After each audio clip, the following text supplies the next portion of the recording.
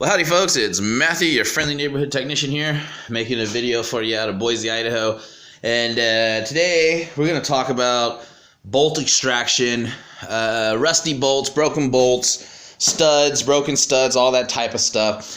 If you follow my YouTube channel, you know that I took in this Toyota over the summer, and a simple transmission R&R turned into a rust restoration project. To summarize it, keep a long story short, I am going through this vehicle, both engine, frame, transmission, you name it. I'm cutting all the cancer out of it, all of the rust, stuff like this. Let me get you in some light here. All right, this is a common denominator on this vehicle, nuts and bolts that are grown together, parts that are grown together, and so it's just been a big job from the beginning. Now, when it comes to rusty bolt or broken bolt extraction, there's really no right or wrong way, so to say, to go about extracting a broken bolt, a rusted bolt, or anything like that. The main goal in extracting rusted bolts is to do so without causing any major damage to the part itself or to whatever it's bolted into. So if you're trying to extract broken studs and rusty studs like this one, look at this one right here. This stud not only broke, but as you can see, it's basically grown to the engine block. Now, I've had this one soaking for a long time now, and I think it's about ready to come out. Okay, I don't want to use any heat right here because I've got a head gasket right here. So heat is out of the question. I absolutely want to try to avoid having to drill this stud out. It's an exhaust manifold stud, and so therefore it goes directly into the engine block. So the best thing to do for this one is find a tool that will grab this stud. Now, another way you could possibly go at it would be to weld a nut onto the stud, but again, you got to think about the heat and the fact that you've got a head gasket right here. So, you know, that heat may not be the best way. But I have found a really cool tool that I didn't have in my arsenal, and that is this awesome stud extractor. I'm pretty sure a lot of you have seen this. I was out buying some parts the other day, and I saw this on the shelf, and I said, you know what? I'm going to buy one of those, and I'm going to give this a whirl. And lo and behold, it actually works pretty well, especially if you take your time extracting your stud. I've already done it on a few of them, and so far I've been able to extract them without destroying threads or breaking them even further. So I'm pretty excited about this. So I'm going to set this tool up. We're going to use it on this stud right here, because that one has actually got me the most concerned. This one isn't too bad. It is still grown together. Yeah, it's still grown together there. So hopefully with our new tool, we can get these studs extracted without causing any damage to the engine block. Now let me get my focus back for you, and I'll kind of explain to you what rust is. Come on, focus. There we go. Okay, so rust. When it comes to automotive technology, and when it comes to dealing with nuts and bolts, and then you can see I actually have a tool that broke off in this one. That's going to be a lot of fun to get out of there. So basically, what rust does is on the molecular level, you know, we're talking molecules now. So in the molecular world, rust is a bonding agent. It bonds to the molecules in the metal, and that is literally how you get... Where did that... Right here. That is literally how you get something like this, where it looks like it's grown together. It just becomes all one piece like that. That's because the rust on the molecular level literally has grown it together. And you know, that's just how it works over time. That's what happens. So this is stuff that happens on the molecular level, and it happens so much on the molecular level that we can see it in the physical world. And in the physical world, it manifests as rust. So that's basically how nuts and bolts get rust locked. That's how stuff grows together. So, all right, guys, I'm going to go ahead and get this tool set up and show you how this is going to work. Okay, so first of all, this is my new stud extractor. I have all different types of stud extractors, but I've never had anything like this one, and it's pretty awesome.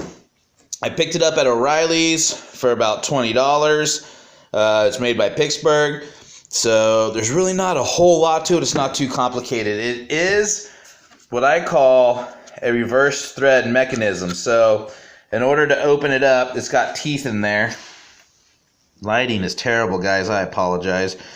But it's got teeth in there.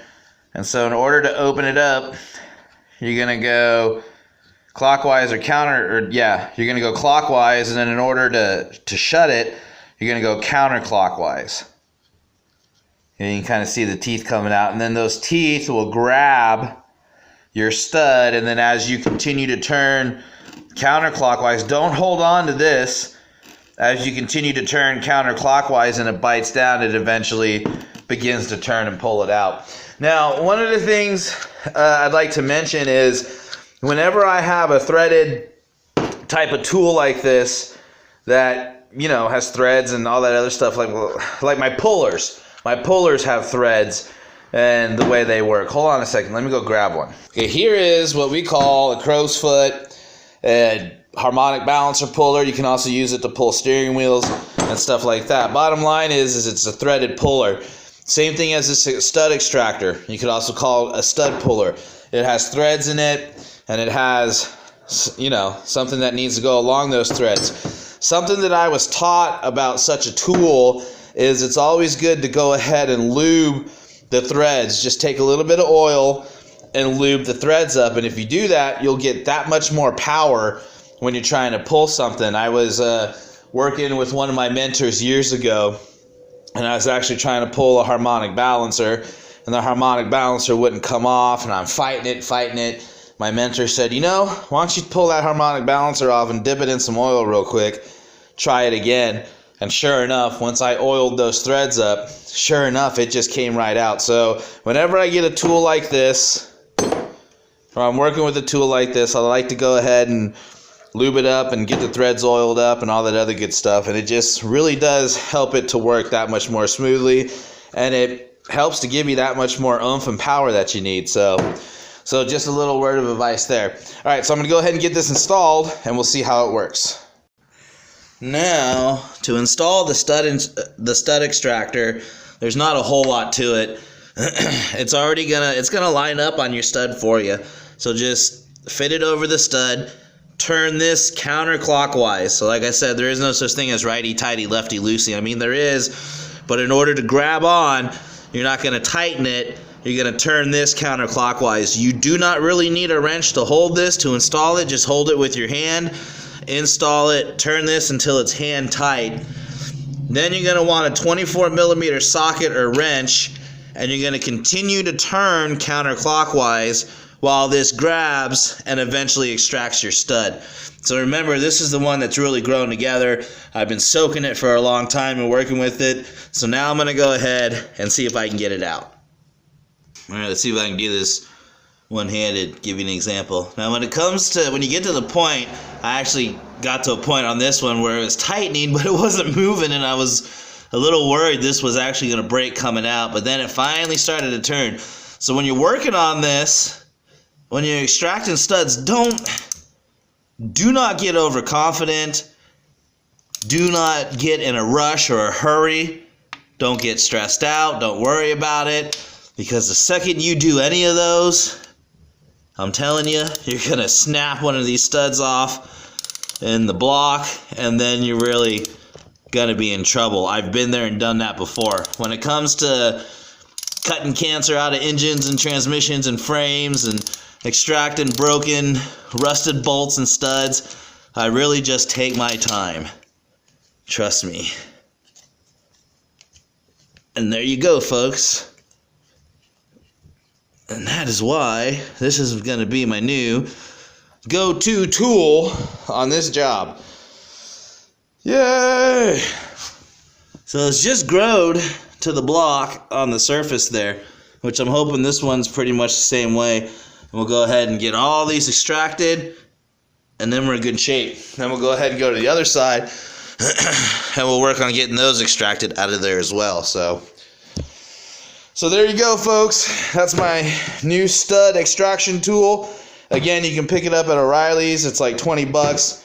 It works wonders. So I'm actually, I think it's safe to say I'm pretty much halfway done. We've got the transmission is installed, along with the transfer case, drive shaft, all that. As you can see down in there, cross member is installed. I've got some frame bolts I'm gonna have to figure out replacing as far as the cross member goes. A few other bolts down there. All the transmission bolts have to be replaced because they all had to be cut out and all that other stuff. So, but basically, back half of the driveline, transmission, transfer case, all that stuff has been installed. Now I'm just really left to cleaning this engine up and cutting the cancer out of the engine, and then getting the engine reinstalled. I am going to go ahead, like these pulleys, these nasty old rusty pulleys, those will be replaced. Water pump's going to be replaced while I got it out. It does have the timing cover leak issue, so I'm going to go ahead and address that while it's out. And then anywhere where I see a nasty bolt, for example, this intake, I've been messing with it. It's not coming off. As you can see, it's not going to come off. Problem is replacing this intake gasket is pretty much general maintenance, but there's no way you're going to maintenance this thing with the rust that's on it. So to make all of this worthwhile, to make this transmission R&R worthwhile, to make all of this worthwhile, I'm going through and fixing all of this, replacing all of this. So that way when we put this back together, we no longer have to worry about rusted bolts, frame parts, or anything like that. And God forbid anything happens, a seal blows, a gasket blows, or something like that, then it can just be simply fixed like it's supposed to be, and we don't have to go through all this rusted nut and bolt extraction crud. So yep, that's where we're at on this Toyota, and I'm pretty happy with it. So there you go, folks. There's some cool information and a new tool. If you have an issue with extracting studs and stuff like that, go ahead and check that out.